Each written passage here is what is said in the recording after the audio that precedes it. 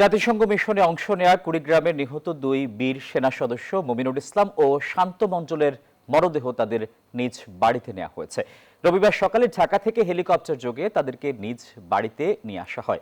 মরদেহ বাড়িতে নিয়ে আসার পর পরিবারে নেমে আসে শোকের ছায়া। মুমিনুল ইসলামের দ্বিতীয় জানাজা নিজ এলাকায় বিকেল 3:30টায় অনুষ্ঠিত হবে, আর শান্ত মঞ্জলকে বিকেল 4:15টায় জানাজা শেষে কবরস্থ করা হবে। অন্য এক সেনা কর্মকর্তা কিশোরগঞ্জের জাহাঙ্গীরের মরদেহ এসে এখনো পৌঁছায়নি। জাহাঙ্গীরকে শেষবার দেখতে অপেক্ষায় পুরো পরিবার ও এলাকাবাসী। রাজবাড়ীর নিহত সৈনিক শামীম রেজার মরদেহের অপেক্ষায় স্বজন ও স্থানীয়রা।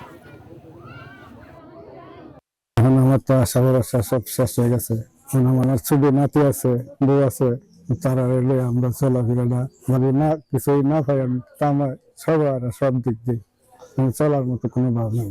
কল্পনা করতে পারছি না সেভাবে যে চলে আসবে আমাদের বাড়িতে, ভাবতেও পারছি না। সে ভালো মানুষ, অনেক সুন্দর সুন্দর কথা বলতো, সবাই ভালো করে দিত, ভালো মনের কথা বলতো।